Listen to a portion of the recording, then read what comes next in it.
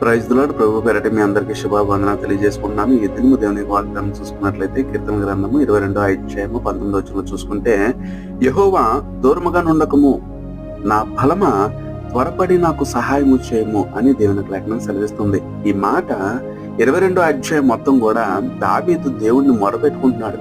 ఎందుకనంటే దావీదు దేవుని పట్ల గొప్ప నమ్మకం కలిగినటువంటి వ్యక్తి. అలాంటి వ్యక్తి దేవుని మాట వెనుక ఒక పొరపాటు చేశాడు. ఆ పొరపాటు వల్ల తను చేసిన తప్పేంటో తను తెలుసుకొని దేవునికి మొరపెడుతున్నాడు, నాకు దూరంగా ఉండొద్దు. ఎందుకంటే ఈ రోజు నేను శక్తిగా, నేను బలంగానే ఈ రోజు ఆరోగ్యంగా ఉన్నానంటే గల కారణం నువ్వు. అలాంటిది నువ్వే నన్ను చూడకపోతే నేను ఏమైపోతాను? నన్ను చూసిన వాళ్ళందరూ చాలా అపహాసిస్తున్నారు. కాబట్టి ప్రభువా, దయచేసి నేను చేసిన అపరాధం దయతో క్షమించి నన్ను ఒకసారి కరుణించవా, నన్ను ఒకసారి చూడవా అని దావీదు వేడుకుంటున్నాడు.